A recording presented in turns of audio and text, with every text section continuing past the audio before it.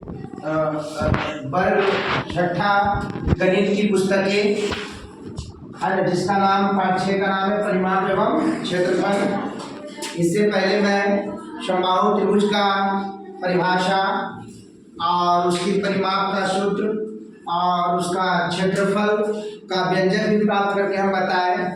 मुझे लगा कि इससे कुछ और जो तथ्य हैं उस तथ्यों को हम अपने ब्लैक बोर्ड पे लिखें और फिर से एक बार बहुत सारे तथ्यों को अपने ब्लैक बोर्ड पर लिखकर आप लोग को देने की कोशिश करें, है ना। मैं उसी प्रकार से किया मैं जो कि आपको ब्लैक बोर्ड पे लिख डाले हैं, उसमें से आपको बहुत सारे तथ्य हैं जो कि जानते होंगे भी और नहीं भी जानते होंगे, है ना। ऐसा भी कह सकते हैं, है ना, जिसमें से सिर्फ समबाहु त्रिभुज के बारे में ही एक तथ्य लिखा गया, जिसका हेडिंग में आपका नाम दे दिया है कि समबाहु त्रिभुज से संबंधित महत्वपूर्ण तथ्य। क्या लिखा हुआ है? समबाहु त्रिभुज से संबंधित महत्वपूर्ण तथ्य, है ना। तथ्य नंबर 1, फैक्ट नंबर 1 में कहा गया है कि समबाहु त्रिभुज को समत्रिबाहु या समत्रिकोण त्रिभुज भी कहते हैं। मतलब तथ्य नंबर 1 में क्या है कि समबाहु त्रिभुज को समत्रिबाहु या समत्रिकोण त्रिभुज भी कहते हैं। क्या कहते हैं? समत्रिबाहु और समत्रिकोण त्रिभुज भी कहते हैं। चलिए, फैक्ट नंबर 1 आपको कंप्लीट कर दिए। फैक्ट नंबर 2 है, कहता है कि समबाहु त्रिभुज की तीनों कोणों में प्रत्येक कोण कितना डिग्री का? 60 डिग्री का।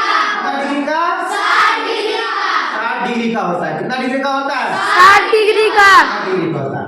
समबाहु त्रिभुज में शीर्ष लंब डालने पर कितना त्रिभुज बनता है? 2।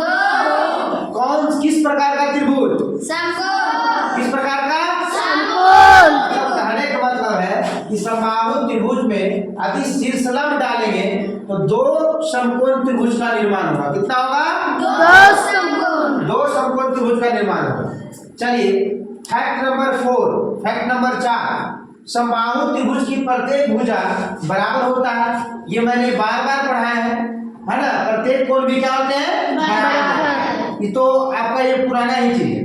चलिए, फैक्ट नंबर 5 जो कि पीछे मैं जनरेट करके बताया, निकाल कर बताया कि समबाहु त्रिभुज का परिमाप, है ना, क्या हुआ इसका फॉर्मूला? 3 गुने भुजा इकाई। 3 गुने भुजा इकाई। इकाई मतलब उसको आप मीटर में माप रहे हैं, किलोमीटर में माप रहे हैं, सेंटीमीटर में माप रहे हैं। आप जो चीज में मापेंगे इसलिए वहां पे इकाई लगाया जाता है। चलिए, फैक्ट नंबर 6, समबाहु त्रिभुज का क्षेत्रफल, उसका सूत्र है √3/4 गुणे भुजा स्क्वायर। √3/4 गुणे भुजा स्क्वायर।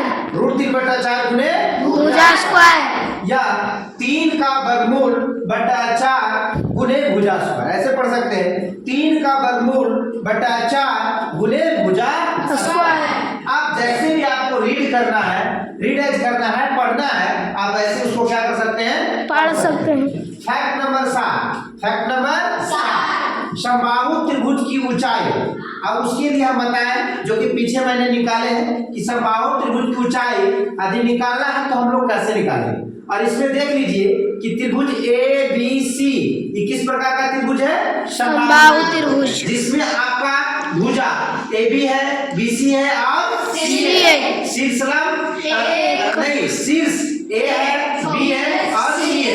आधार BC और शीर्ष लंब AD। शीर्ष लंब क्या है? AD और ऊंचाई आपका AD। शीर्ष लंब को हम लोग ऊंचाई भी कह सकते हैं। चलिए, कि आपको AD का फॉर्मूला कैसे जनरेट हुआ है ना। AD का आप कैसे करेंगे तो हम पहले पीछे बात में बता दिए थे। तो AD मतलब ऊंचाई, उसी प्रकार से बना दिए कि समबाहु त्रिभुज की ऊंचाई बराबर √3/2 गुणे भुजा और इकाई। भुजा इकाई उसको मापेंगे ना, क्या चीज में माप रहे हैं? मीटर में, सेंटीमीटर में, किलोमीटर में। आप जिस चीज में मापेंगे उस चीज यहाँ पे क्या लिख सकते हैं? लिख देंगे। चलिए, आपका हम बताए थे कि समबाहु त्रिभुज में यदि शीर्ष लंब डालेंगे तो 2 समकोण त्रिभुज बनेगा।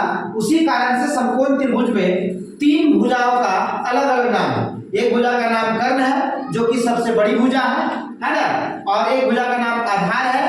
और एक भुजा का नाम लंब है। हम पढ़ाए कि नहीं पढ़ाए? पढ़ाए ना जी कि उसको हम लोग किसको हम लोग कर्ण बोलेंगे, किसको हम लोग लंब बोलेंगे और किसको हम लोग आधार बोलेंगे। जैसे मान लीजिए यदि इसको हम इस तरीका से हम एक बार छिपाते हैं तो देख लीजिए कि ADC एक समकोण त्रिभुज बन रहा है जी। बन रहा है, जिसमें से हम AC को कर्ण कहेंगे, AC को क्या कहेंगे? कर्ण। कहेंगे, और AD को हम लोग लंब कहेंगे और DC को हम लोग आधार कहेंगे। क्या कहेंगे? आधार। आधार कहेंगे।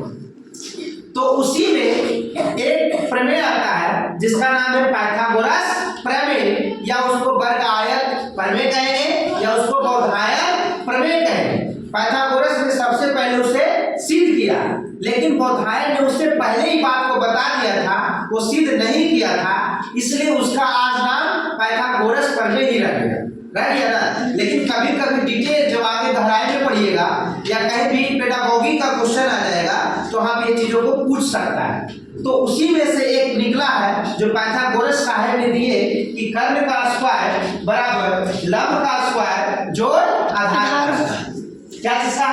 कर्ण का स्क्वायर बराबर लंब का स्क्वायर जोड़ आधार का स्क्वायर। अब बताइए सिर्फ यदि हम कर्ण निकालते हैं तो हम बोले थे कि स्क्वायर हटेगा तो क्या आएगा? रूट आएगा। तो कर्ण सिर्फ निकालते तो कर्ण बराबर रूट अंडर लंब का स्क्वायर जोड़ आधार का स्क्वायर है ना। लंब का स्क्वायर जोड़ आधार का स्क्वायर। इसमें एक और वर्ड हम लिखे हैं न्यून कोण। क्या लिखे हैं? न्यून कोण। तो इसका परिभाषा है कि जो कोण 0 डिग्री से बड़ा और 90 डिग्री से छोटा, तो वैसे कोण को क्या कहेंगे? न्यून कोण। तो बताइए कि समबाहु त्रिभुज में न्यून कोण होता है या नहीं होता? जी। होता है ना। और बताएं कि समबाहु त्रिभुज का प्रत्येक कोण कितना डिग्री? 60 डिग्री। तुमसे कोई पूछ सकता है कि ऐसे त्रिभुज का नाम बताइए जिसका तीनों कोण न्यून कोण हो, तो क्या बताइएगा?